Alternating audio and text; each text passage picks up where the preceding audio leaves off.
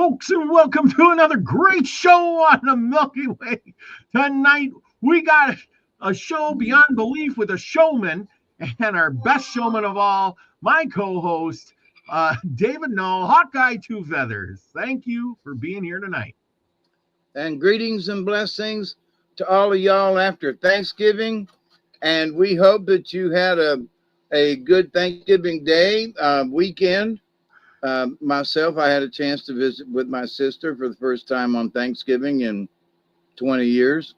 So that was a blessing. And so I hope that you all had a simple blessing as that, just having dinner with a relative or an old friend. And so tonight we have a story called The Tribe Divided. And sometimes it's the simplest thing that can divide a tribe. So hang on, later on we'll have that story, and of course, cards. Absolutely, can't do without the cards. Holy cow! So anyway, tonight we're going to be talking about Seth Kinman. I don't know, you might have seen pictures of this guy with the big beard. Quite the guy. Really, a showman beyond a belief. This guy is like a Buffalo Bill Cody, only of the old Western era. And he didn't really do, show kind of stuff, but he still showed kind of stuff. So here, we'll give you a little bit of a preview of the guy that we're gonna be talking about tonight. And here he is. This is Seth Kinman. Anyway, tonight we're going to be stepping into the polished West, not the cowboy West and not the John Wayne West, but tonight we step into the raw, unfiltered, untamed West, the kind where man could track grizzly bears at night, play a fiddle made from a mule's skull, and hand deliver elk horn chairs to a U.S. president. Many presidents, actually. And his name was Seth Kinman. He was part hunter and part showman and part wild animal. Some called him a hero. Some called him a monster. And most just stepped aside and prayed he wouldn't step towards them. But he left behind a story of survival, brutality, and fame, and the kind of frontier madness you just can't fake. And tonight we walk with one of the wildest men the West ever made, Seth Kinman. So this is our guy. And we'll talk about making chairs. He was known for making chairs out of grizzly bears. You get that? Chairs out of grizzly bears? Wow. Yeah, he made chairs out of grizzly bears. This one here says a grizzly bear chair presented September 8th, 1865 to Andrew Johnson, President of the United States, by Seth Kinman, of the California hunter and trapper. How about that? In the year of 1865, in the clerk's office of the District Court of District of Columbia. Huh. Go figure. Here's the president. What? That was right after Lincoln was killed. Yeah. And here he is, and he didn't just make chairs out of bears, he made them out of elk horns, and presented this to President Lincoln, November 26, 1864, by Seth Kinman, the California hunter trapper.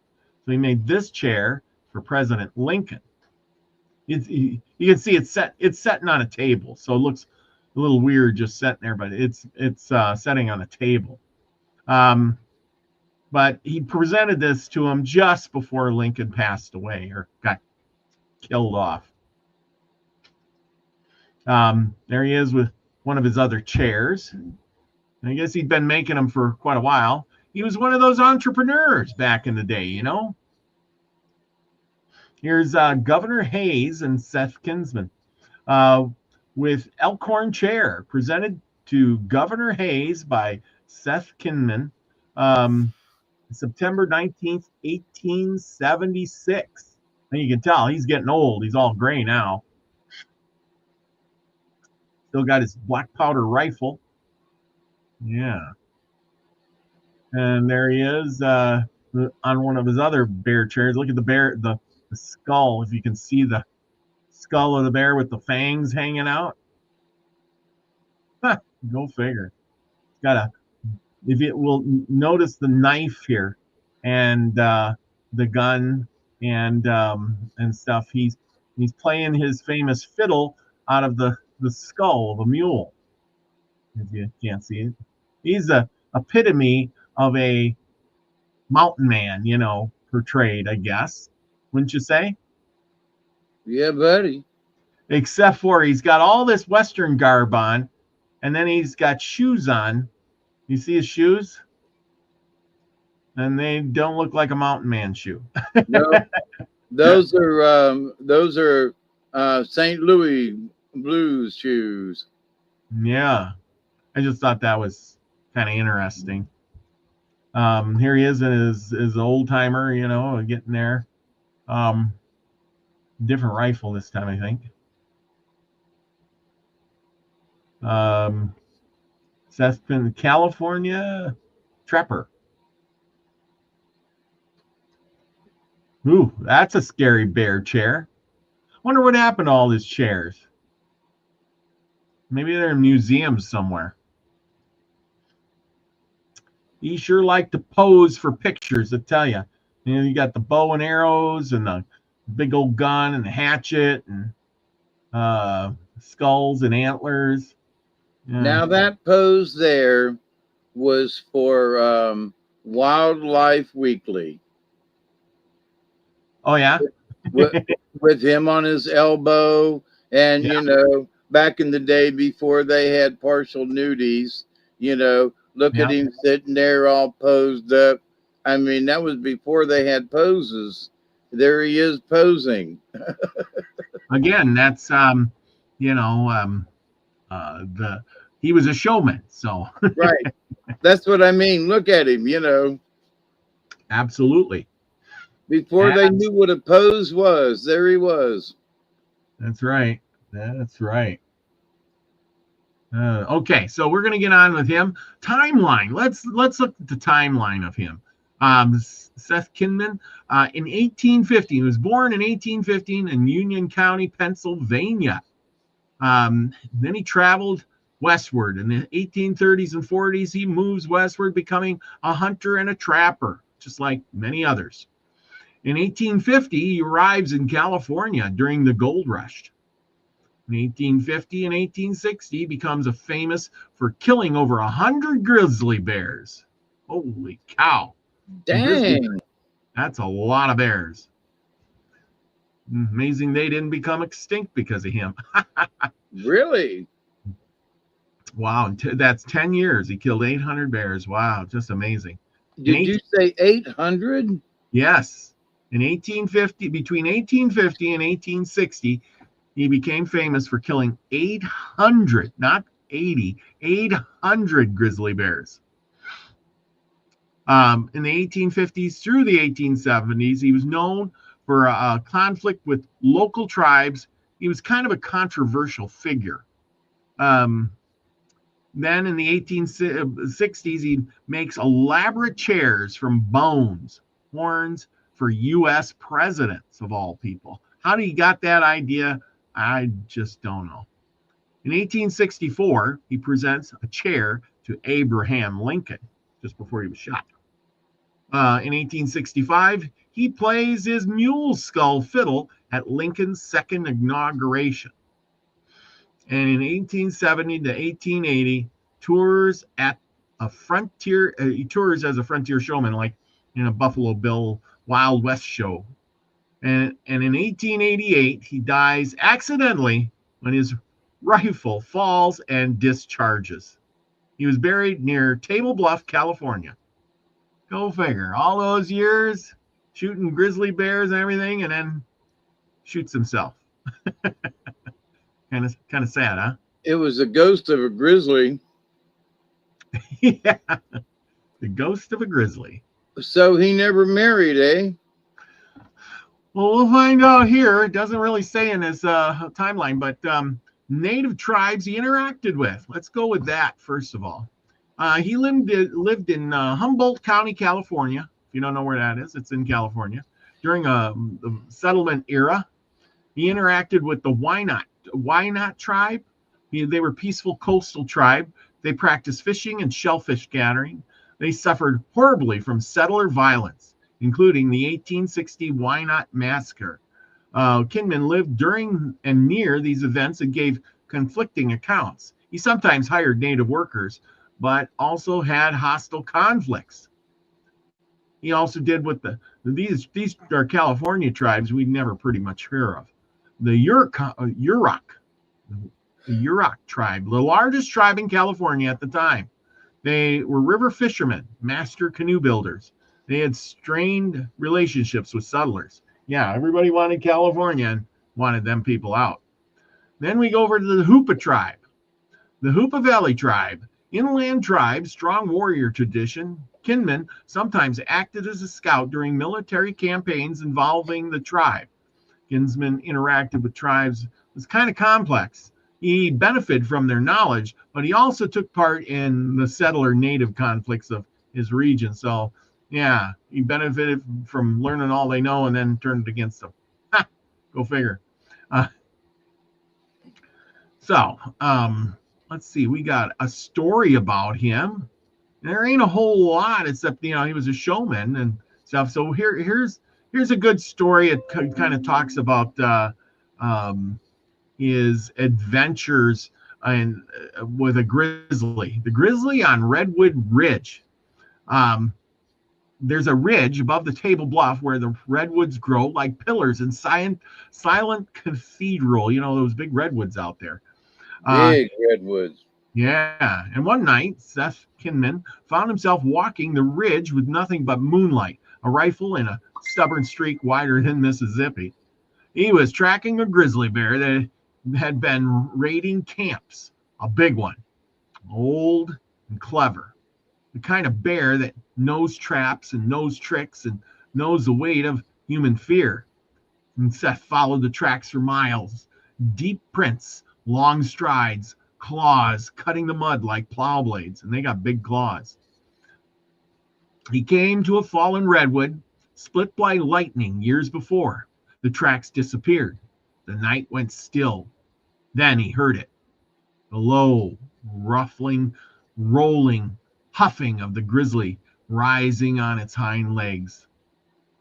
Seth didn't run. He froze. The bear towered above the tall log that any man had a right to be afraid, but the moonlight hit his face and eyes like wet stones, breathing, steaming in the cold night air. Seth lifted his gun, but as he cocked the hammer, click, the bear charged, not running, rolling like a boulder of fur and furry fury. I'm sure he was growling and, oh boy, that'd scare any man. Seth fired at the 10-foot bear or at 10 feet. The flash lit up the trees, and the bear crashed into him, full blast. They tumbled down the ridge. Branches broke, and the rifle flew away. Seth felt claws scraping his coat, felt teeth snap so close that he could smell the bear's breath, a mix of berries and blood. Finally, they hit the tree trunk hard. Seth's vision blurred. The bear staggered up, wounded but not dead. It stood again, roaring.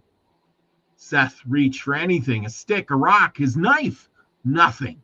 So he grabbed the only weapon he had left, his powder horn. He yanked the plug, threw the powder into the bear's face, and struck the flint on his belt buckle. The burst of fire exploded between them. The bear reeled back, blinded, burning round the muzzle. It fled into the trees, crashing through brush like a falling redwood. Seth Kinman stood up, bleeding, clothes torn, and said the line he was so famous for. Well, that'll do. Hey, that's where that line come from. You remember the pig show story? Anyway, he tracked the bear all at dawn and found it dead, 10 yards past the clearing, dropped by one shot, finished by pure frontier nerve. And that was Seth Kinman, a man who walked with grizzlies and refused to break. Well, remember that story? Did you ever watch that movie with the pig? And it was a pig movie. Did you ever see that one? No, I don't think. What? Oh man, there was a pig movie where the little pig was doing the sheep herding, and then the guy stood there and he'd say, "Pig, that'll do." Well, that'll do. But I thought that was kind of fitting. Anyway, as you can see from these pictures, he looks like he's in a saloon, and he's got his antler chair and a bear chair, and I don't know what kind of chair this would be. It's kind of white. It looks big too. I don't know, but you're not sharing the screen. I don't see it. Oh, I had it up there. I'm looking it over here. This one here. Oh, that's cool. Yeah, I thought that was kind of neat. But I don't know what this chair is here, but it ain't something you'd have in your house to sit in, I guess. It's more of a thing. And this guy over here, you see there's a bear head right here too. See the bear? Yeah. Right here I didn't see that. So there's a bear here, big old antler chair and a bear chair. And I don't know what this chair, this lighter white chair is. I don't know what that is. But that's cool. Go to a bar and see these cool chairs.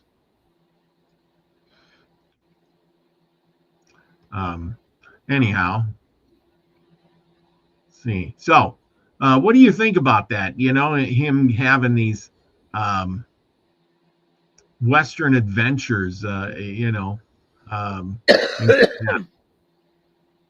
mean, with the bear thing. I think that I don't know if that's a good thing or a bad thing. Well, here's the thing. Did he really kill 800? Yeah.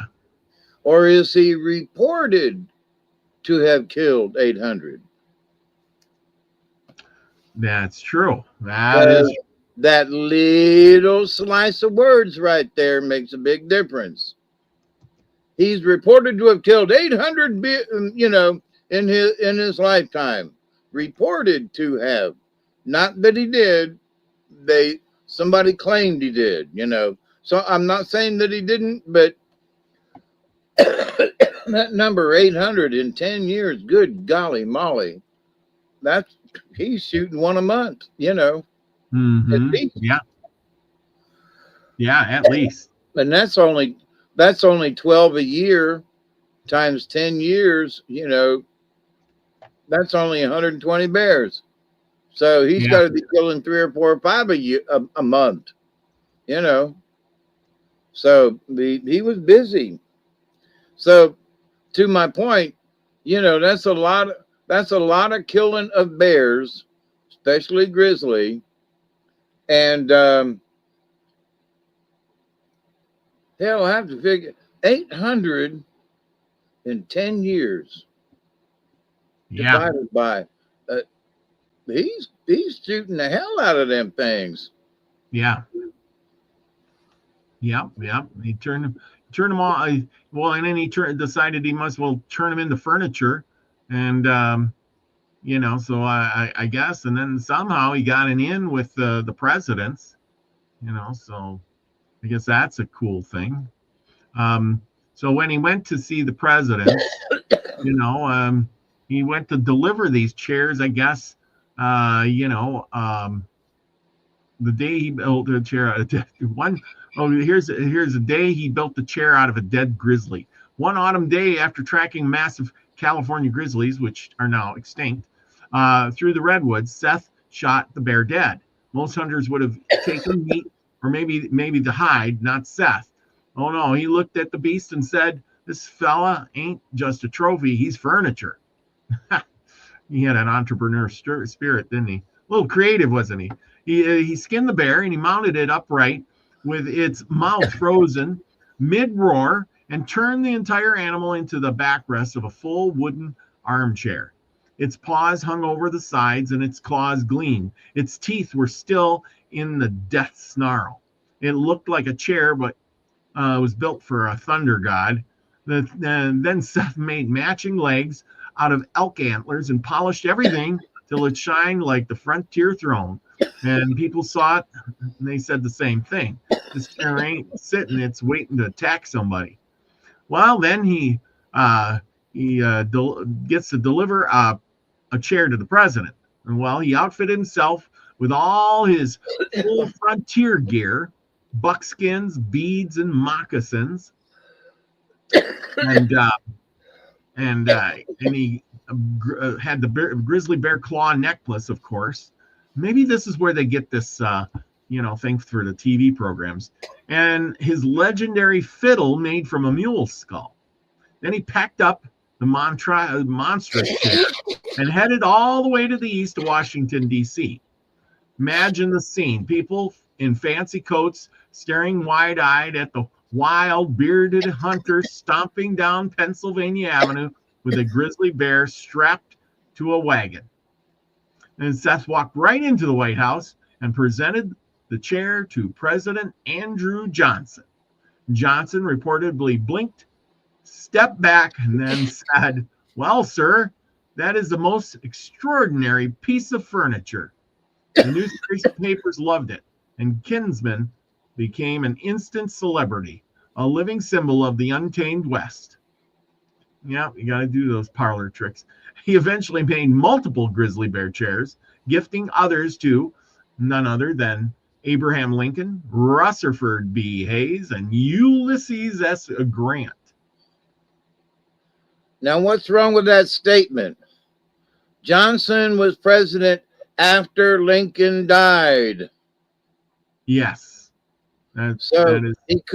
He could not have presented bear chairs to all of those folks and Lincoln.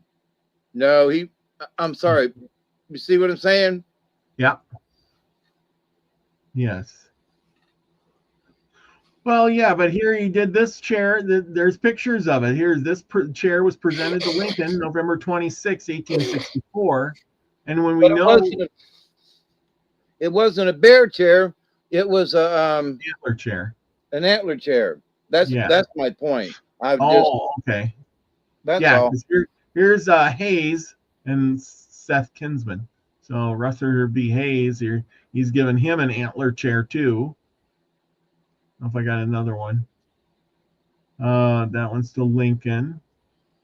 This one was to Andrew Johnson. In September 8th, 1865. So yeah, he gave Abraham Lincoln one first, and then these other ones afterwards. Yep. So, right. So how about that? But he dressed up in the full gear. This guy was quite the, I don't know, like you got to dress the part, I guess. Let's see. Yeah, but buckskins were buckskins back in the day.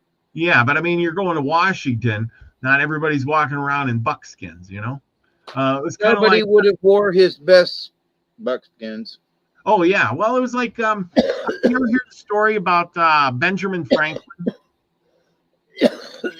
How Benjamin Franklin went to France, right?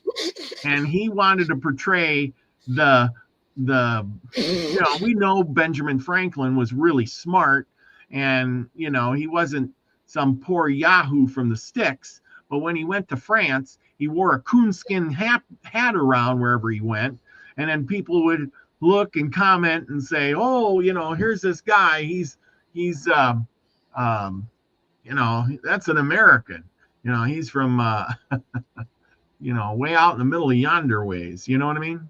Yep.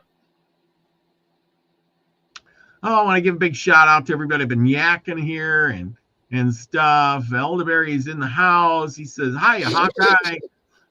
Anyway, we got Nina the Mystic in the house. Greetings, everyone. We got a Lucky Stone with a happy Tuesday, tribe, he says. And happy Tuesday to you. We have Crow 11174 is in the house. Thank you. Thank you for joining us tonight.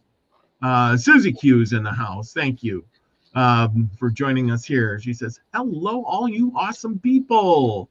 And I guess we got John Price. Thank you for coming tonight. Let's see, who else do we have in the house? Yep, Babe. Oh, yeah, it was Babe. That'll do, Pig. Yeah. Thank you, Babe. Yeah, okay.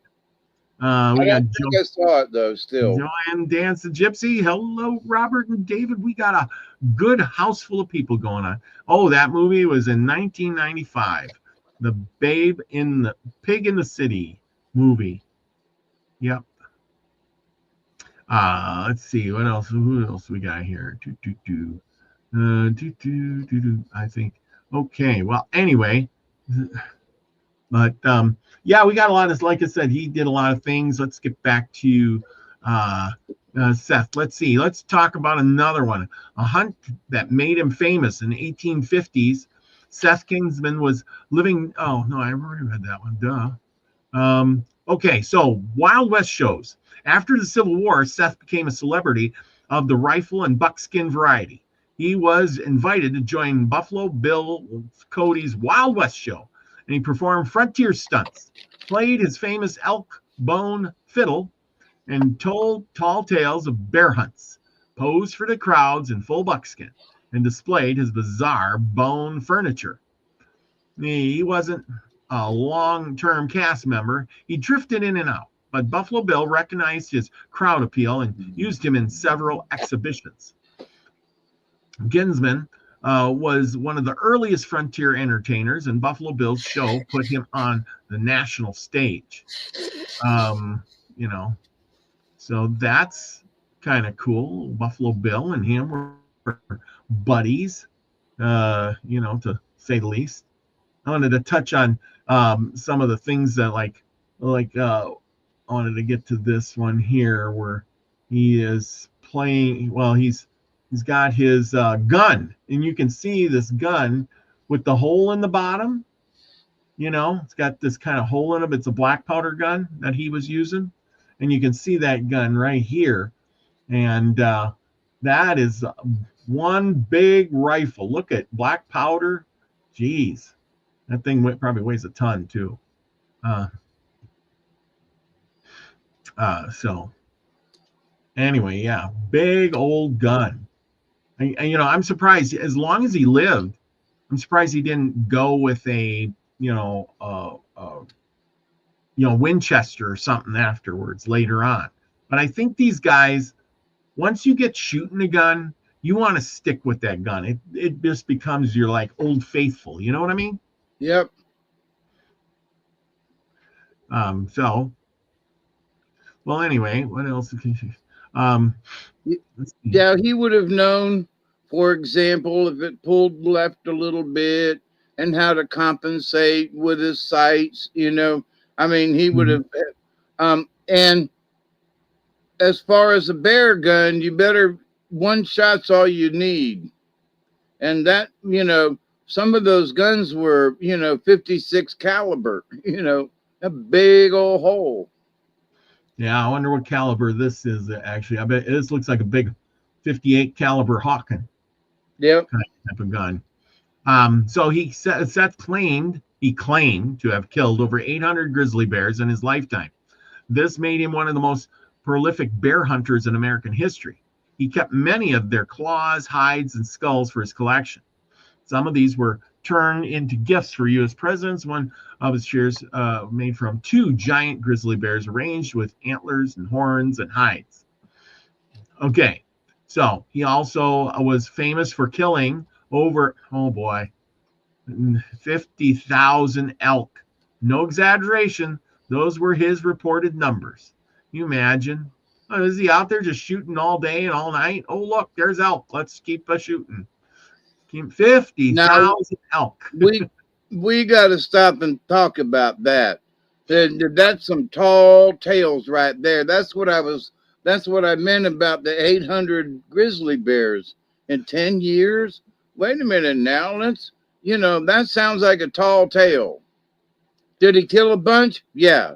800? Nah, that's what he said he killed. Yeah. Yeah. I could say I slept with Marilyn Monroe, but I was too young. You were her side boy. Little boy. There you go, little boy. He says he killed 50,000 elk, though. And then he says he sold the elk meat, hides, and mostly elk horns for furniture making. Many of the chairs he gave to presidents with elk antlers. His most famous elkhorn chairs went to President Lincoln, Andrew Johnson, Rutherford B. Hayes, and Ulysses S. Grant. He also hunted buffalo during his trips east and while moving through the plains. Exact numbers are unknown, but he definitely killed hundreds, mostly for hides and trade. Wolves and coyotes. He collected wolf pelts, coyote hides on his travels. These were often used as blankets, rugs, or sold for trade. He also killed foxes, deer, and small game. He shot a bit of everything: deer, foxes, rabbits, mountain lions, but these weren't his big game record. Most of these were just camp meat for hide for trade. Beavers and otters. In his early trapping days, Kinman hunted beaver and otter heavily. He sold the furs and traded to the Calumet River and Ukiah cattle for food, not hunting. During his White House visits, he occasionally slaughtered cattle for public demonstrations. Now that's kind of weird. He once served bear meat at the presidential banquet. That's unbelievable. You couldn't get away with that nowadays. Seth Kinman loved to boast about this one. He shot a massive elk that ran into the river carrying him on his antlers, almost drowned him, and he still killed it with his pistol. This is one of the stories he told President Lincoln and Johnson. Boy, these tales get wild. His antler is so big I can see it now. It would come to rut me. I jumped on its head and popped it, and as we fell into the river, rolling and growling the whole way. And how many elk did he kill? 50,000. I can't believe that's unfathomable. Yes. I'm going to have to do the math on that. Okay, here. At 50,000. How let's see. How many a day during his lifetime?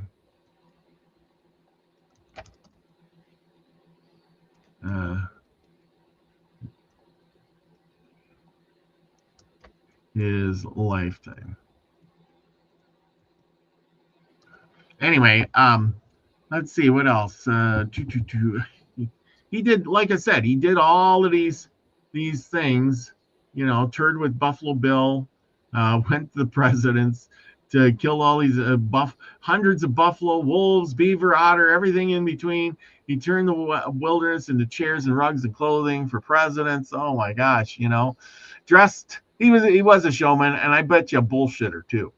Okay, 50,000 divided by 30 years is 1,666.6666 per year. So that's 16. Okay, so clear. Wait a minute. So 1,666 divided by 12 months in a year is equal to, he would have to kill 138.56 per month for 30 years. 100 almost 138.8 So 139 per month for 30 years to get 50,000. So Wow. I think that's BS. Plus, you got to remember, in the meantime, while he was shooting that elk, he was loading his gun and shooting. He's shooting a grizzly bear on the side. So he was walking the trails at night, killing grizzlies. During the day, he was killing elk. Then he was killing the beaver and the otter and the bear and the elk and the cougars and all of that and the wolves. And where did he get time to skin them? He must have had about 20 Indians that he employed skinning and mounting the hides. Where did he get time to make the chairs? All right, so this was 138 per month, right? So Yep. that's divided by 30 days equals he had to kill 4.5 of them a day. Every day for 30 years. Yeah. I'm sorry. Wow. 1,000 elk per year, 30, 60. How many did you say? 200, 2 point. My calculations are almost 3 elk per day. 2 elk, it's 2 to 3 elk per day every single day for the last 50 years straight. That's kind of insane. But he was feeding, military forts, trading posts, wagon trains, entire, and settlements in the frontier. He wasn't just hunting for sport; he was hunting to supply meat. And some years he took hundreds of elk in a single season, which I guess so. So while, it's kind of, it was probably more like 20,000 animals, or something like that. Because you gotta, I don't know. 50,000 is just a stretch. He would have had to have a machine gun out there. He sure ain't doing it with this gun. He'd be loading and going 24/7. At 4.6 per day for 30 years. I mean, Yeah. but it went off with the Wild West show, and then he traveled to Washington and he did up these other things. So that meant he had to kill twice as many on the days he was gone. So I'm saying. I get that, if you get to an elk herd, you could kill, hundreds of them in a day or something like that. But even in buffalo, what was it? The buffalo hunters would kill, up to 200 buffalo or so a day, and which is crazy, but still, that's one guy shooting with one of the better guns, and he sure ain't killing them with this gun, that's for sure. He was a good delegator. I love that. One shot. That's right, Crow. One shot rifle as well. Yeah. Let me guess, he was a Democrat. I don't know if they had those Democrats and Republican guys like that back in the day. Lucky says his autobiography, dictated to a scribe in 1876, was first published in 2010. And that's a long time to publish a book. Yeah. Yeah, I guess it is. So anyway, here's his gun. And then we have his knife that he would have used when he's, gutting and skinning a buffalo or a thing. So this is the kind of knife he would have had, or maybe that is his original knife. You can see it looks big, like a Bowie knife or something. And that is just like, I don't think there's any more here. Oh, maybe there is. So he lived from 1815 to 1888. One of those guys who lived through the peak of change in the United States. Think about it. In 1815, what was going on? People were just starting to move west. By 1888, the West was settled, and West was settled. Telegraphs and things like that. So there you go. There's our guy right there. Best picture I can provide to you. He knew how to turn a profit, didn't he? Knew how to turn the dime. So yeah, like I said, there's his big old gun. That's a different gun, this one is, but it's still got that hole in the back. I don't know what purpose that hole serves. Can you see that hole in the bottom of the gun? I don't know what purpose Oh, that. in the stock? Yes. I wonder what that's for. Patches or something, or to carry. I don't know. Maybe he just drilled a hole. So something like that. But with the big beard and the buckskin clothes, stuff like that, I guess, he really portrayed, he took that, you know. Yeah, that gun he's holding there looks like a 22 compared to that other one. Yeah. Yeah. So I mean, the stock is different. yeah. Yes, it is. Let's see. Let's go back to another one. Here's a close one. Yeah, it's still got the hole in the bottom of the gun here. This one's got a lot. It's got the big long rifle. That's a big gun. Look at his hand wrapped around. But he was a big guy too. He was 6 foot tall and 200 and some pounds. So he was a mountain man of muscle, big tall guy. For the day, when most For people the day, work. yeah. Mm-hmm. Yeah. So he looks like a pirate standing there. Yep. And he did portray the mythical mountain man. If you really think about it. I mean, every picture you see, he was all mountain man except for his shoes. How did he die? On February 3rd, 1888, Ferdinand, California. He misfired his own rifle while cleaning it. See, people? Shouldn't pay the safety to have the safety on. Yes, the man survived the frontier, but died from a cleaning accident. The recoil or explosion caused severe internal injuries, and he died shortly after. Very frontier way to go. Not glamorous, but definitely in character. Yeah, it's kind of sad. But hey, what do you got, right? So what do you think of all of that? So it misfired, huh? Yeah, while he was cleaning it. Now it makes you wonder, well, was he cleaning his black powder gun? He had the bullets and stuff in there and the thing clicked and, Well, I don't know. think it might have been a bullet, but it might have been that there was powder still in there and he jammed it and it created a spark and it went off. And, that would have hurt. Yeah. Internal injuries he died from. So yeah, which means he might have been holding it on his, in front of him, and it exploded into his belly. Yeah. So not necessarily did a ball come out the end of the rifle, but he got the powder blast from the from the flint mechanism and everything that would have been right at his belly. Yeah. Well, he did live a good long time, so there you go. Hey, Scotty boy, come to join us. One of these days we're gonna do a show on Scotty boy. I had this vision of doing a show on Scotty boy. Oh, but anyway.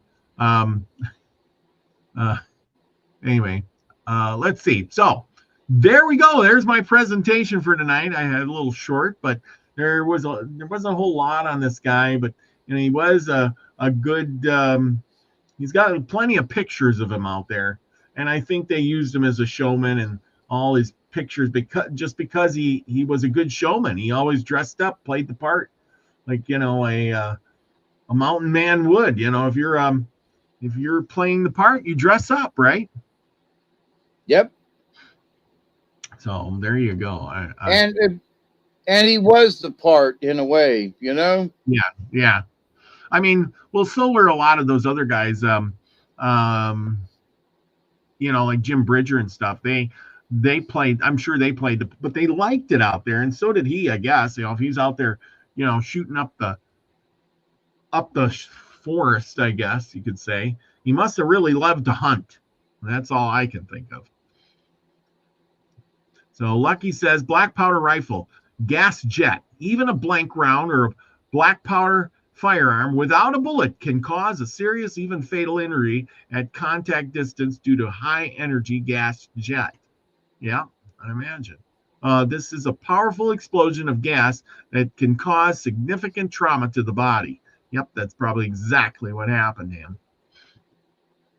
So there you go.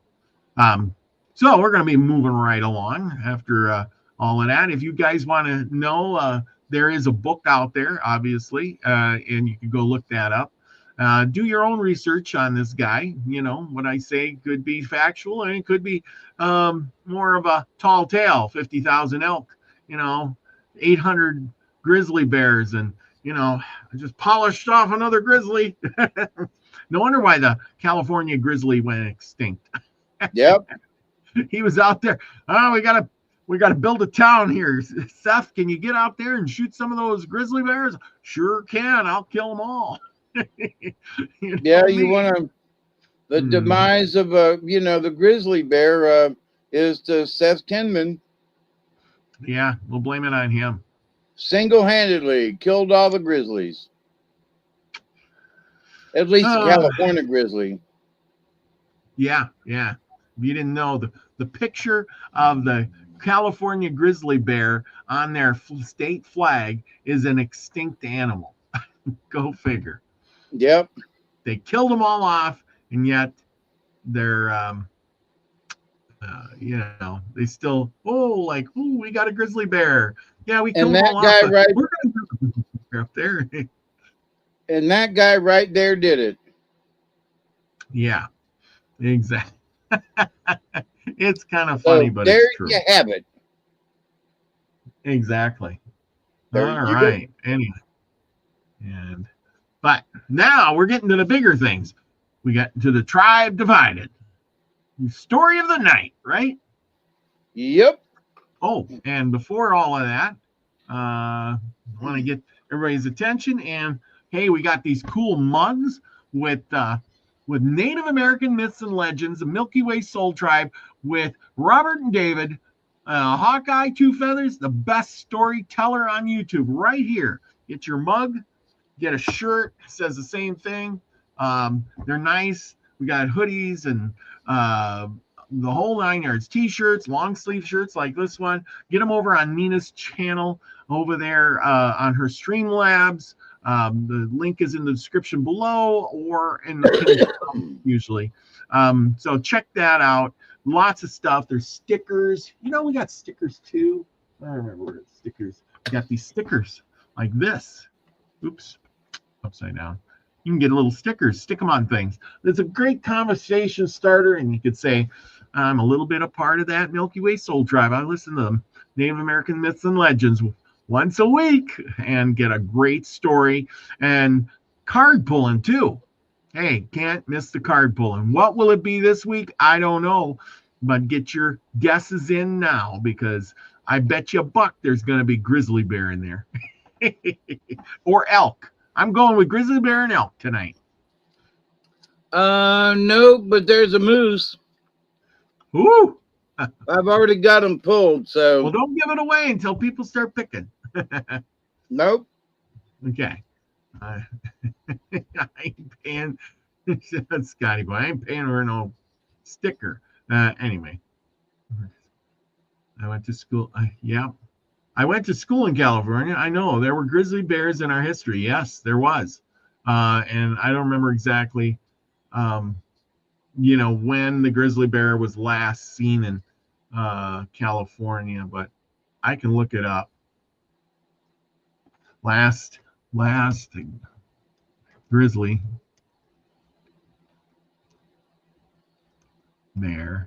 bear in California. Well, just leave it up to people. They will get rid of the grizzly bears. Don't worry. They're big, bad, and we got guns. Yeah. It's terrible, isn't it? Oh, yeah, look at that. Lucky's got a whole bunch of them picked out. Beaver, possum, cow, crows, fox, squirrel, dragonfly, and horn. Well, you're going to get them right this week. Swan, dolphin, whale. I'm still going with grizzly, and I'm going with elk. You got what you said. Anyway, let's see. Nope, What is y'all are wrong. all wrong? Aww. Well, I feel like an owl tonight. there's a bunch of what you just called out that ain't in these cards I got. Oh boy. Here, John Price says rabbit, frog, pig, dog, butterfly, and well, I don't know what, Canuck, dragonfly. Oh yeah, that's a good guess. Nope. Oh, that's so, like he says, that's so no one makes a mistake enough, says Robert. No, I just have to laugh because every week we go through this and somebody picks something like, oh, wood tick. I'm taking wood tick tonight. Yeah, no, there's no wood tick. Or somebody will say, so far, what you've called out, there's not one of them in these 6 cards that you have, called out. Wow. Not one.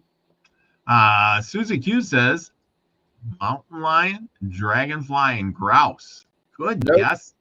No. Oh, wow. This is going to be interesting. Okay. Well, we got the story up. Are you set for the story? Y'all better go back to thinking about cards because y'all way off. Crow says lizard and badger. Woo, nope. Those are on a left field. No. Oh, elderberry might have it right. Coyote, badger, owl. I know all ain't in there. Otter and frog. Ooh, people are getting good guesses. He got one of them.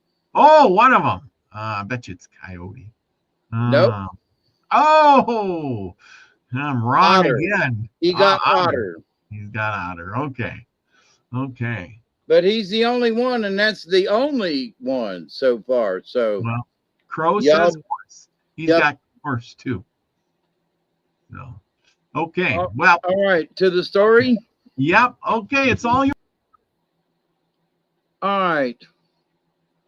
So the story this week we are following up on this current book of stories, and they're called Fanciful Tales from Legends of the Adirondack Indians by Kate Brewer, 1905.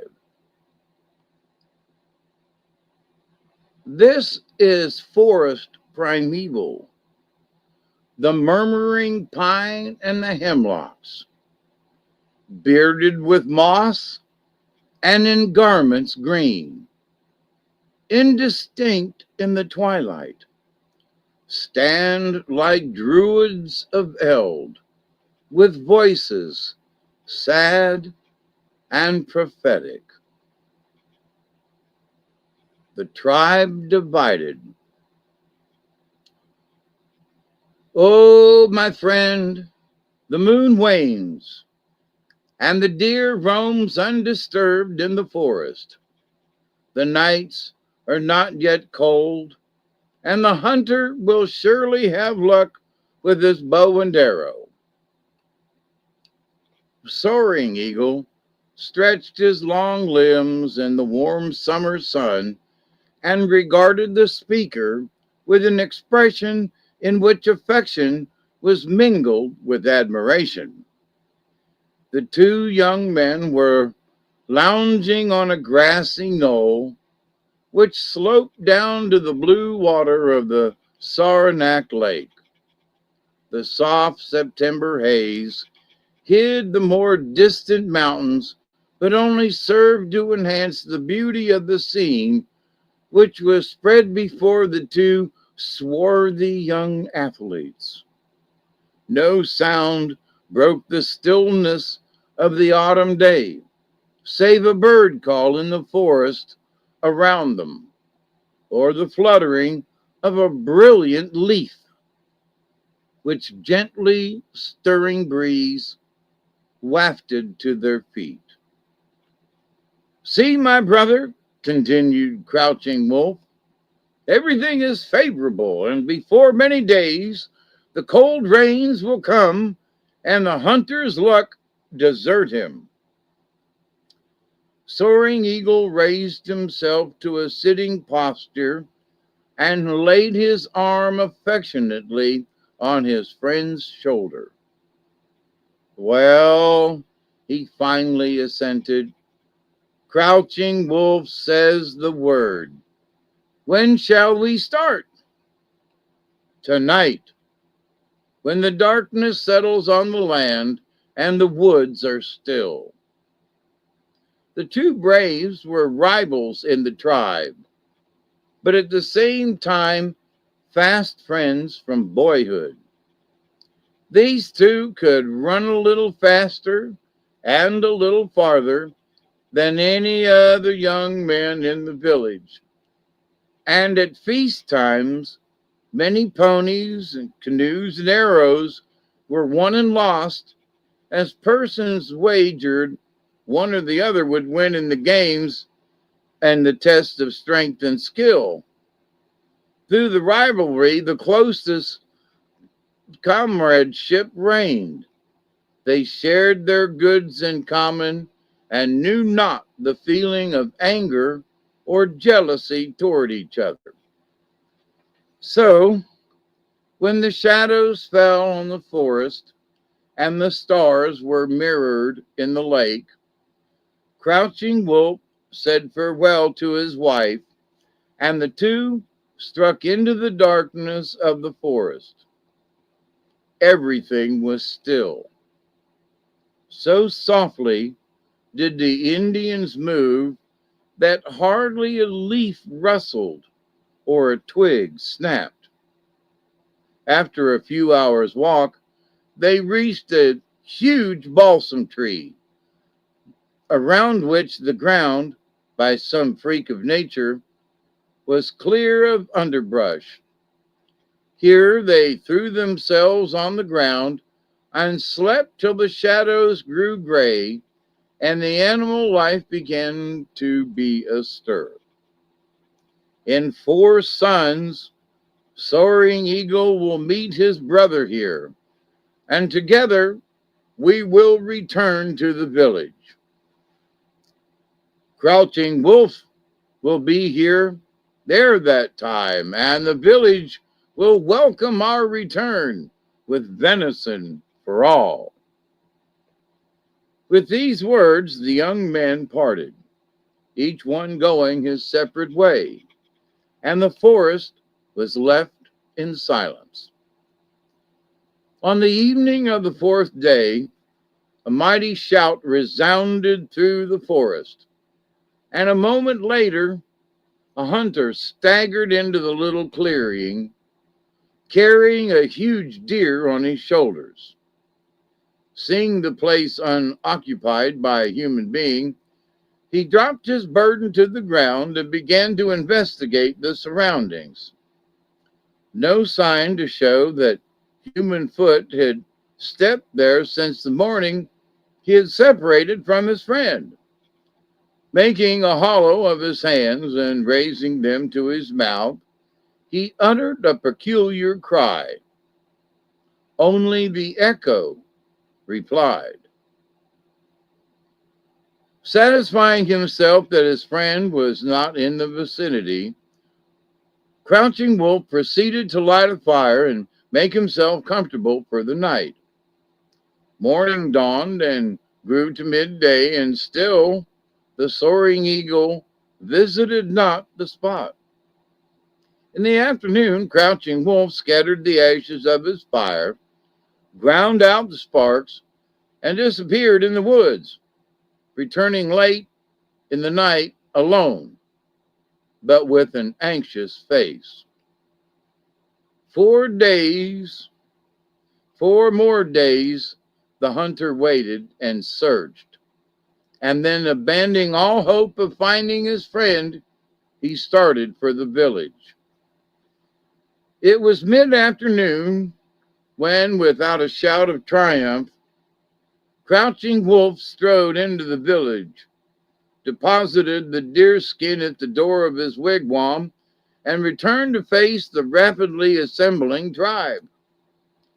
Raising his hand to command silence, he said, "Brothers, a great sorrow has come among us. Soaring Eagle has vanished. I do not know where he is." The silence of apprehension fell on the tribe as he finished his story. No one stirred but the wife of Crouching Wolf, who laid her hand on his arm and looked up into his face. Presently the chief, stepping forward, said in angry tones, "Thou liest! Jealousy has entered into thy heart, and the evil spirit has whispered to thee to kill Soaring Eagle when his friends were not near, and hide his body. My son, the tribe harbors not a liar." The man in the doorway started and braced his shoulder against the wigwam, and then with a smile of scorn replied, "Crouching Wolf does not lie. It is as he has said. Who says it is not is himself a liar." His eyes were raised above the chief and gazed far beyond the limits of the village into space. Thus he did not see the movement of the chief toward him, nor the lifting of his knife. With a piercing shriek, the wife, whose eyes had been fixed on the chief, sprang forward and flung herself upon her husband's breast, clasping her arms about his neck and lifting her face to his. It was so quick. The knife blade sank between her shoulders and her head dropped back. With a yell of rage, Crouching Wolf, still clasping his wife's murdered form, sprang on the chief and clove his skull with his axe. The village was thrown into confusion, and that night the tribe divided. Crouching Wolf and his friends going to the lower lake, while the chief's family and followers remained on the upper Saranac and the shores of Tupper Lake. Years passed, and the young Crouching Wolf, now chief of his band, had grown to be an old man. There was much bloodshed whenever the two bands came in contact, and many braves were slain. One day, a canoe was seen approaching the village. As it touched the shore, an old man stepped out, and Crouching Wolf again beheld his friend, Soaring Eagle. The story was soon told. On leaving Crouching Wolf the morning of his hunt, Soaring Eagle had missed his footing and fallen down the face of a steep cliff, breaking some of his bones and sinking into unconsciousness.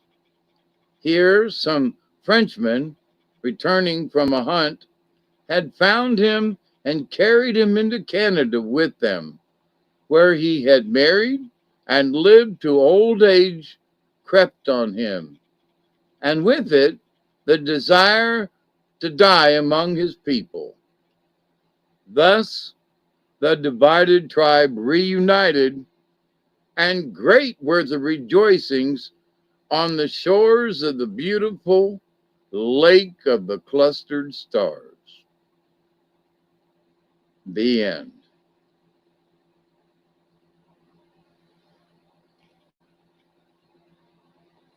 So now this story, to me, shows that, bloodshed and wars and things start over the slightest of things and with misunderstandings And for years, nobody knew what had happened to Soaring Eagle. And many a person had died in bloodshed, and come to find out he had slipped and fell. So how stupid would you feel after all that happened, you know? God, I killed my best friend. You know, we were arguing one day, and then all of a sudden. Just like that. So, you know, sometimes it's best not to, you know, cleave your chief in the head with an axe. You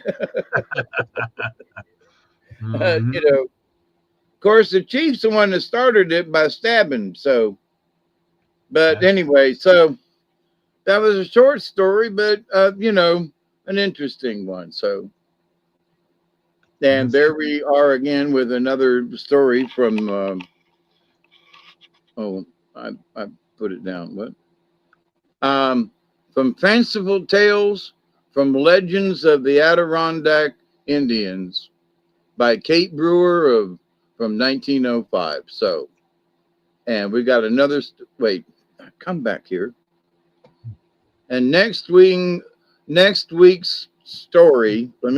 Next week's story is When Love Found Out a Way.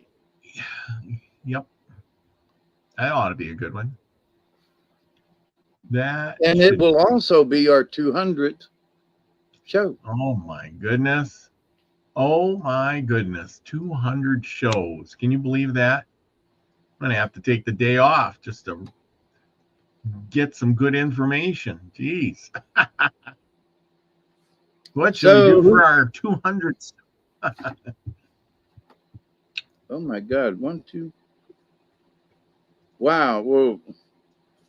Interesting cards. So, anybody want to pick one before? So there are 6 cards tonight, which is fewer than I've been pulling. First one out, moose, upside down. Next one, turtle, right side up.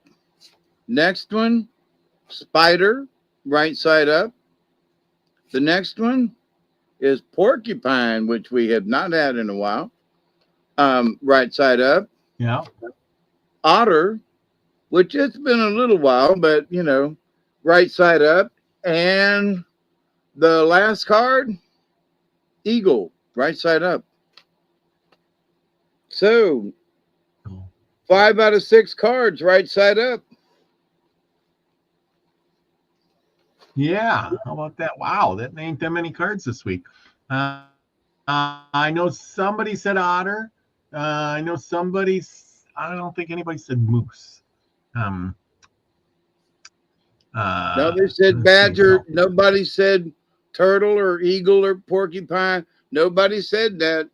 They said elk, but not moose. So, yeah, I remember somebody saying elk. I can go back through here, double check. And yeah, nobody said spider either, I don't think. No. Somebody did say otter. Elderberry says, I got otter. He got otter and turtle. That's right. He did say turtle. Who did? Elderberry. Oh, he said turtle? Oh, okay. All right. You got 2 of them then. Lucky frog, turtle, otter, and salmon. There you go. You got 2 right. Let's see. Who else is there? Over Pearl's in the house. Hey, Pearl. Hey, Pearl. I was thinking about you the other day and praying you were still out there. Yeah. Okay.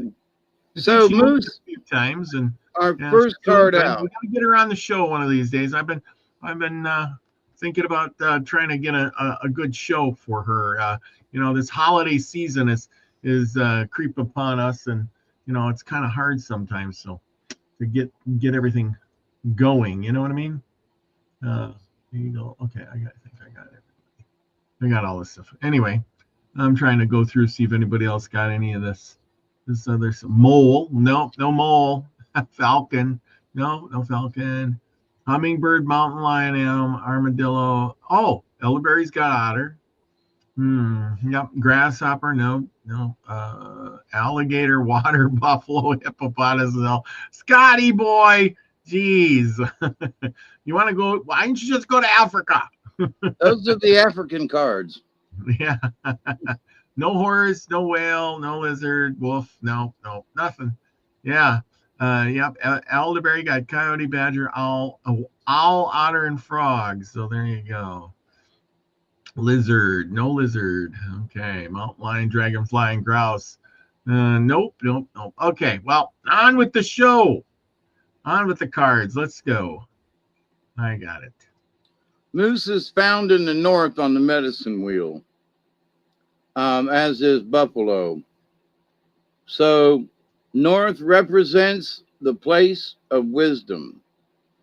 Self-esteem is the medicine of moose. Now, moose people have the ability to know when to use the gentleness of deer and when to activate the stampede of a buffalo. But now with contrary upside down moose, you are being reminded that ego can ruin your sense of accomplishment. Remember that others have the same potential that you have, and do not become careless in your appreciation of other folks' gifts. Reverse moose implies that in tooting your own horn, you have failed to be interested in others. So ego gets in the way if we're not careful. Now, turtle is the next card up, and it's all about, turtle is the epitome of Mother Earth. And so, right side up, turtle is always reminding us to stay grounded, to stay connected, because turtle is Mother Earth. So, if you have chosen the turtle symbol, you are being asked to honor the creative source within you, to be grounded to the earth, and to observe your situation with motherly compassion.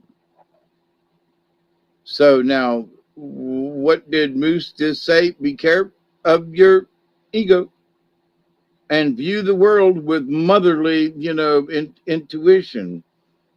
And turtle is a fine teacher. And if you've drawn the turtle card, it augurs in a time of connecting with the power of earth and the mother goddess within. Remember, keep your ego out. So, and spider is the next one up, and it's all about the web, and 43.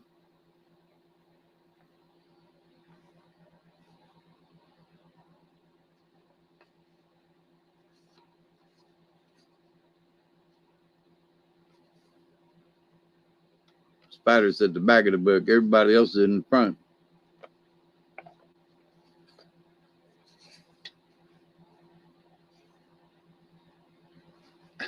Come on, little more. Sorry. Come on.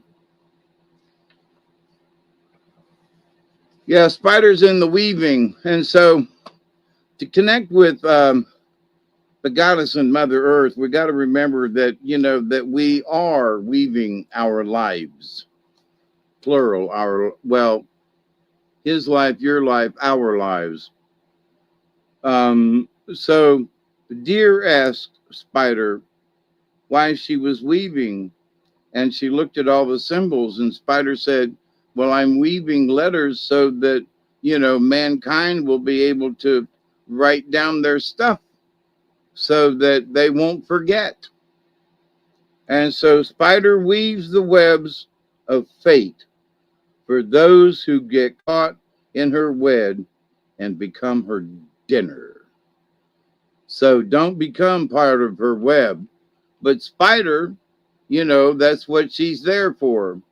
Now, so spider is like, make sure you check all the outside edges of the web, because there may be something scrumptious out there to eat. So spider is about the weaving of life. So keep your ego out of it. Stay grounded with turtle and Mother Earth. Continue to weave a good positive attitude with with spider in there, and making sure you keep your ego in check. Let's see, the next card up is number 12, which is porcupine.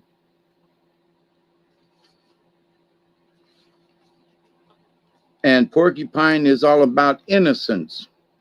And so porcupine and otter go together, because otter's just as innocent as the porcupine is.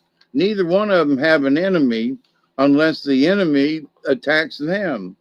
So, wait, otter, number 8.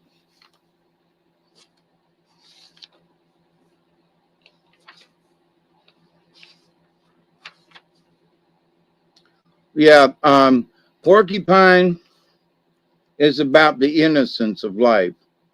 And the playfulness along with the innocence. And so, make sure that you keep the playfulness and innocence of life in with the spider when you're weaving your life, and staying connected with Mother Earth while you keep ego out of it. And otter is a woman's medicine, which means, connecting with the goddess with the turtle card. Otter is always on the move and is very curious. And woman energy without games or control is a beautiful thing. And so, men need to, acknowledge their woman side, and as well. And so that's all, to me, that's all positive, the innocence with the porcupine and the otter together. And then eagle is the last card in this lineup tonight. And it's number 1 and it's the spirit. So, wow. Moose is saying, keep your ego out of it. Connect with Mother Earth with the turtle card. Continue to weave a good, future, and keeping the innocence of porcupine, and oh man, crap.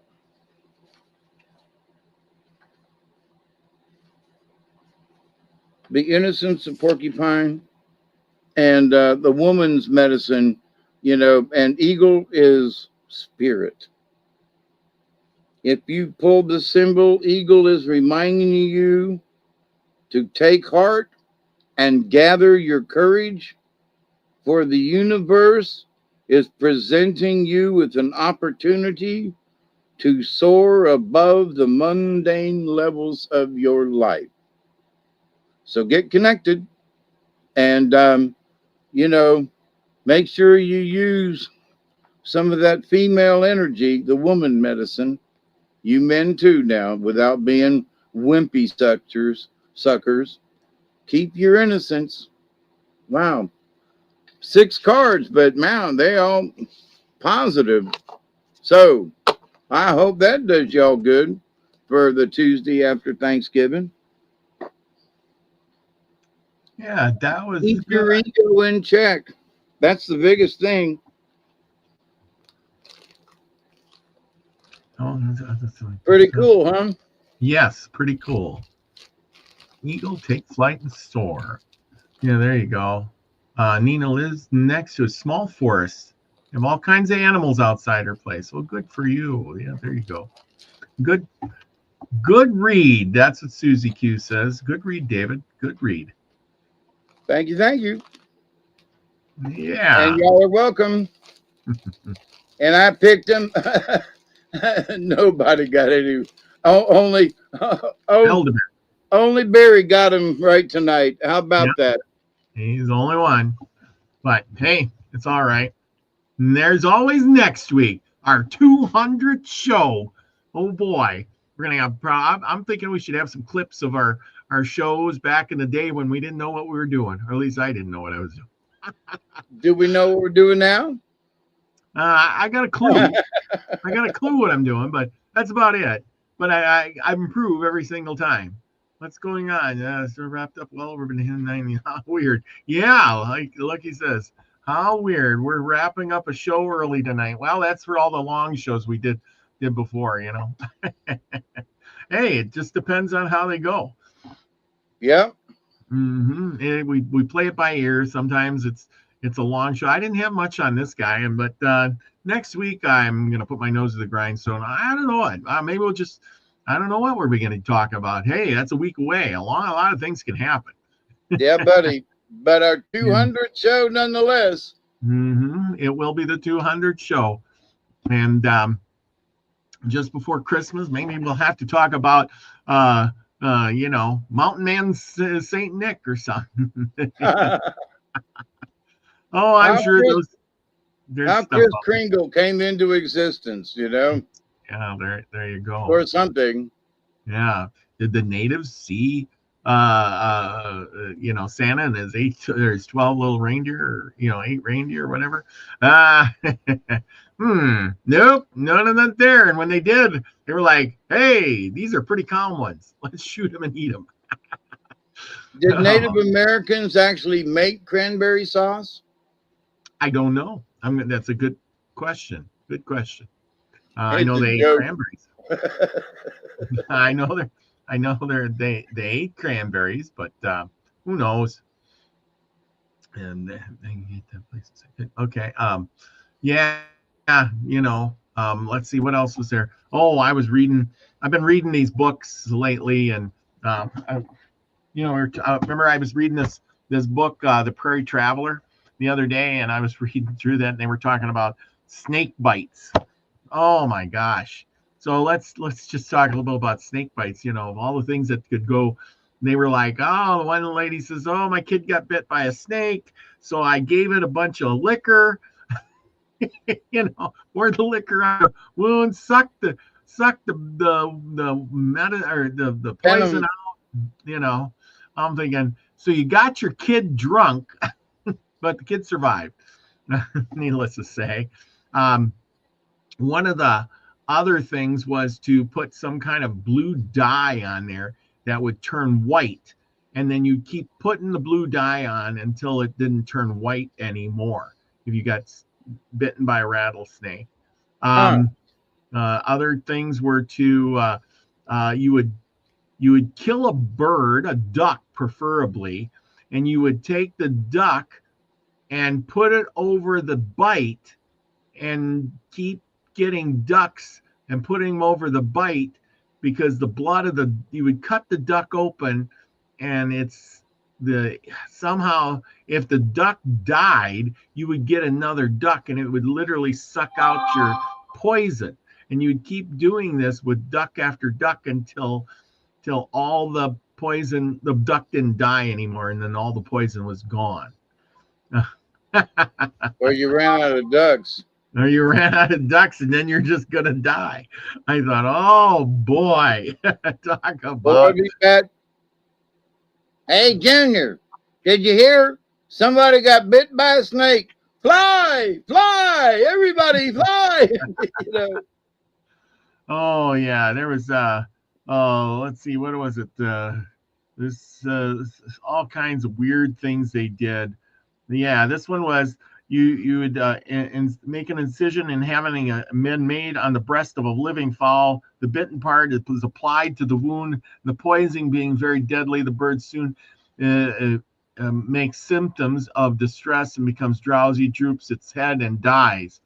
It is replaced by a second, a third, and more if requested. I'm thinking, holy cow! Whoever thought of that one? And you know, there goes a whole flock of ducks right there. Yeah, don't get bitten, by a rattlesnake, because boy, I tell you. Let's see. This one was the one with the child. Let's see. The lady was outside. She came in, and the rattlesnake was coiled around the child's. This is a crazy snake. It was coiled around the child's arm and striking it repeatedly with its fangs. And after killing the snake, she hurried to her nearest neighbor and procured a bottle of brandy. Returned as soon as possible, but the poison had already soaked into on the arm that it was black as a Negro's. She poured down the child's throat a huge drink of liquor, which soon took effect. I suppose a little child like that. And all I kept thinking in my head is, how far is your neighbor that you ran to get some of this liquor that the child's arm turned black by the time you got back? Really? I'm thinking, what was it, like a 6-hour ride to the neighbor's house? Yeah, I gotta go to the neighbor and get some stuff. Small child. Yeah, and she poured it down the child's throat, a huge drink of liquor, and soon took effect, making the child very drunk and stopped the action of the poison. So if you get bit by a snake, this is not medical, quackery. I mean, the knowledge. No, the quackery was the last one. The duck, Quack, yeah, quack yeah, with yeah. the ducks. That was quackery. Yeah. And then the child got very drunk and stopped the action of the poison. So see, if you just drink a lot and you get bit by a snake, you won't know this difference. Although the child was relieved, it remained sick for a long time, but ultimately recovered. There's even a thing where they had to. This one here was about getting bitten, and you put gunpowder. This was a Delaware Indian remedy, which said to be kind of effective, is to take and burn powder upon the wound. But this guy says he's never seen it known to be seen except upon a horse. So you get bit, or a horse gets bit, you pour gunpowder on it and burn it on and light it. Light it. Oh boy, that's got a sting. Yeah. So anyway, I thought,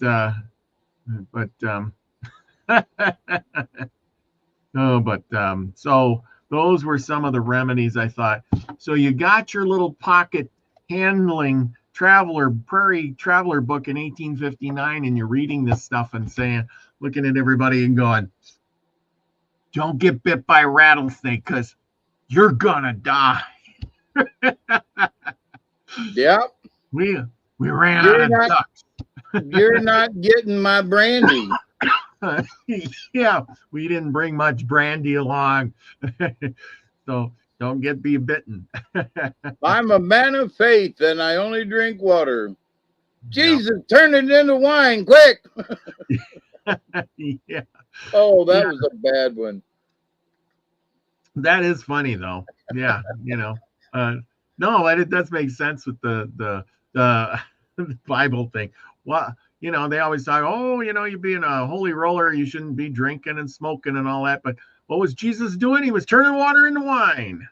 Yep. Go figure. Shall we gather at the river? Speaking of Jesus and wine and everything, next week we are going to be, me and Nina are going to have on Jeffrey Daughtry, the Christian whistleblower, on Sunday Live on her channel over there. So check us out over there. Jeff used to be on all the time. His channel is back, and we're going to have him on and ask all those difficult Christian questions to him, if not more. Why did Jesus turn water into wine? And hey, could you do it? Yeah, anyway. The power of the Lord, or is it all fake? We'll find out. 20 years as a Christian Bible thumper he was, and can read the Bible back and forth. And anyways, wrote several books, and you can go check him out. Or on Sunday night, He's got his own channel up there too. Just look up the Christian Whistleblower. He's used to be on YouTube all the time. They took him down, and now he's back. So there you go. Yes, Lucky says, good luck. Jeff is tough. Don't worry. I got all week to study up and think of good questions. Got to have good questions for old Jeff. Yeah, I know. He's going to be tough. He's going to be tough. The thing is you got to have good questions and be smart, because Jeff is one smart cookie. I tell you what, if there was an IQ scale that went up that high, he'd be on the upper half. Anyway, so you gonna have a show tonight? No show tonight, because hey, you just got home. Yeah, I just got home from Florida for 5 days of running around and trying to go and fishing. Yep. But well, tell us a little bit about your fishing trip. You said you were going to go fishing. Did you catch anything? Almost, by golly. We finally made it to the boondoggle of Florida, which was supposed to be the Cross Florida Barge Canal, and they dug a decent section of canal from the ocean into towards central Florida, and they broke into several rivers, and they did a bunch of damage to Florida. And finally, thank you, Jesus, they they said no more money for it. We're going to quit. So anyway, so over the years, they didn't fill in the canal. It's still there. There's a lock and dam at this lake that there are those in Florida who want to take out the dam, and which would get rid of this lake. But there are thousands of homes around this lake that if they drained the lake, those 1,000 homes would have docks that would just go out to grass, and if it returned to the river would be thousands of yards from their house instead of the lake in their backyard. So, biggie. But so anyway, we checked out both sides of the lake and the canal, and on the north side of the canal on our way back, spotted this little road underneath the bridge there. Inglis it's a big bridge. Let's go down there to that dirt road. So my buddy Brad, he said, well, I don't know. Get to that dirt road, my friend.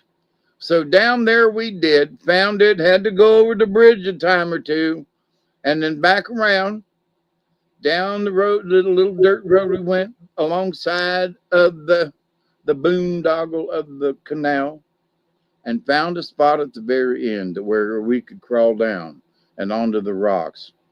Fishing with shrimp and mullet, little mullet fingers, day long, and some shrimp I should have took home and fried.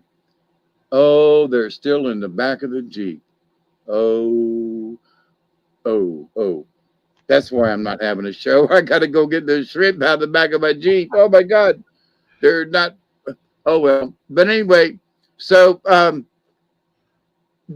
it's affected by the tides. So we're fishing out there and, nothing's happening. Nothing.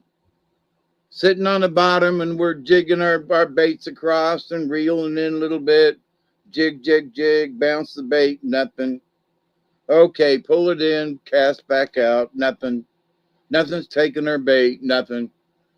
And about 5 o'clock, when the tides change, all of a sudden, Brad starts getting a bite off of that mullet.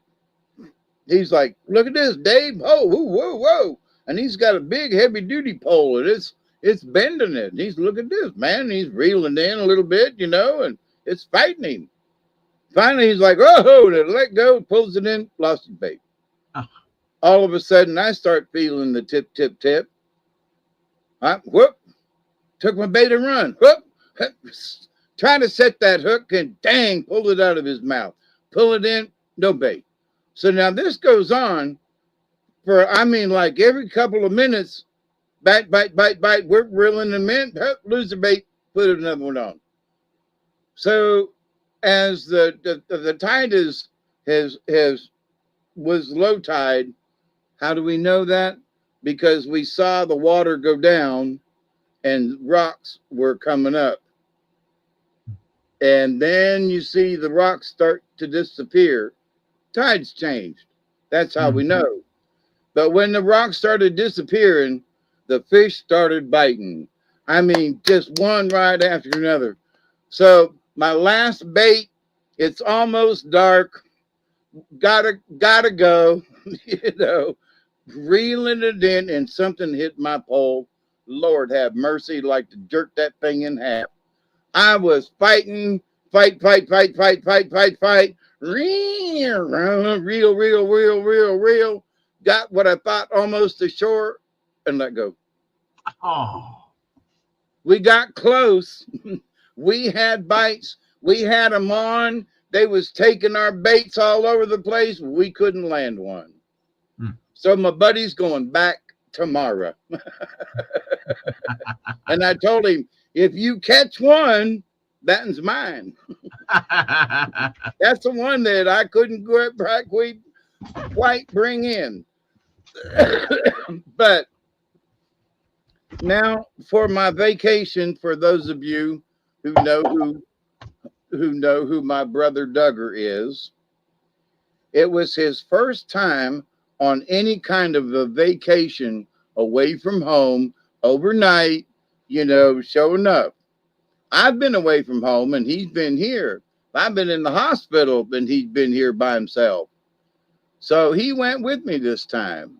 Sat in the front seat all the way down, looking out the window, got down there, got accustomed to what was going on. We stayed in the tent for 2 nights, but like to froze our tootlies off. For them 5 days I was down there, he was out on the pier playing with the little black childrens, and they was playing with him, running up and down. And they was like, what's his name? Duggar. Oh, Duggar, come here, Duggar. Come here. Playing back and forth, no leash on, having a ball. So everybody that he met while he was gone loved Duggar. Now, everything was fine. We're coming home, got stuff loaded in the Jeep. We're coming home, made it back to Thomasville in 2 hours, which was like good time. Get gas, come on home. Now, I had a bucket of KFC chicken left over from where I had bought dinner the other night. So Duggar had been getting food, but I knew he was hungry coming home. And I was like, just hang on. So get to the house, and I'm like, I gave him an entire piece of chicken left over from the bucket of KFC chicken. Now, a friend comes over, stops by, oh, you're home, everything good. I'm not paying attention to Duggar. The chicken's on the bed with some other stuff, because just brought it in, dumped it down. Looking around. Where's the chicken?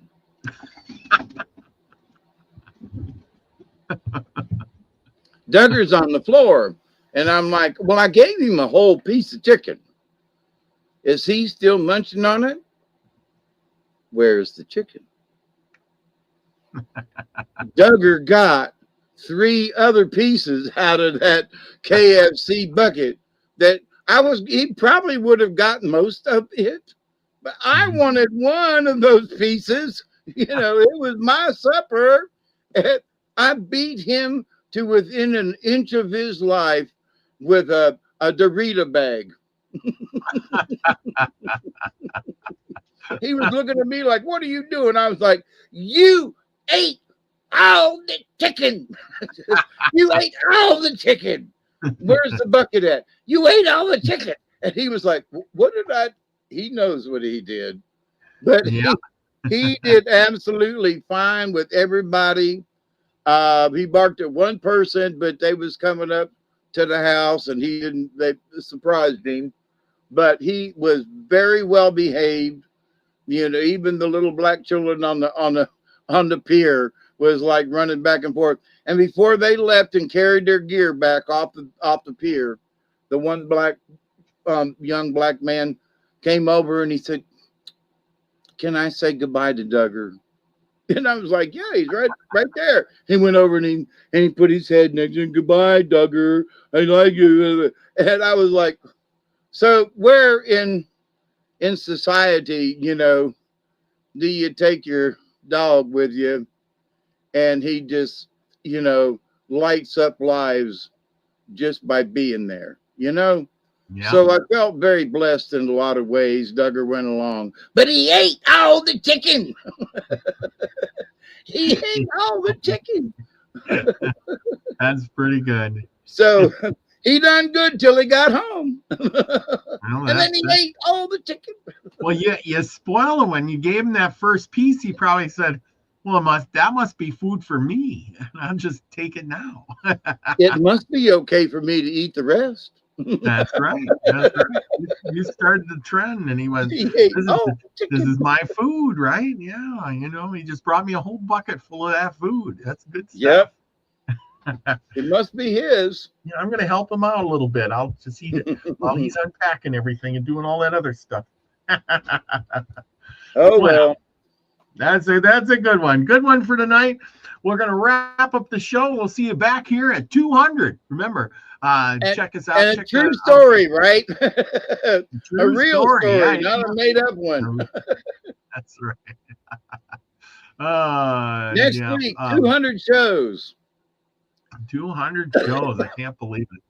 And I will continue to pray that each and every day that each and every one of you will continue to learn how to accept and receive the knowledge, the healing, the wisdom, and the many blessings from the universe. I forgot to squeeze that in before. But yeah, y'all keep up the good work. That's right. Keep up the good work. We'll keep up the good work too. We'll see you here on 200. And remember, Saturday night show right here on the Milky Way. And I don't know what we're going to be doing. We're going to be doing something. And 200 shows. And then Jeffrey Daughtry on Nina's show. I'll be over there. And we'll, Dottie. Daughtry. Saying Daughtry. Dottie. It's Dottie. I think it's Dottie. But anyway. Daughtry. Is it Daughtry? I don't know how it's pronounced. Jeffrey Dottie. Here's how it's spelled anyway. Daughtry. Yeah. Anyway. Okay. Whatever. We'll figure it out then. But anyway, everybody knows who Jeff is. The Christian whistleblower. We'll call it that way. I can't missay that. We'll be over there on Nina's channel on a Sunday for Cinday Live. Anyway, check us out there. Remember, Nina had a bunch of specials going. Go over and buy one of those holiday shirts or one of our shirts or one of Wayne's shirts. There's all kinds of good ones. The link is in the description below. If nothing else, you don't like a shirt, get a mug. Everybody can use a coffee mug. Anyway, get one for Christmas, holidays, whatever. Support us here on the Milky Way Soul Tribe. Support our show, Native American Myths and Legends. Thank you all. Thank you, everybody. We'll be back for 200. And with that, be nice to your neighbor and be the frequency you want to receive, everybody. Love you all. Peace, everybody.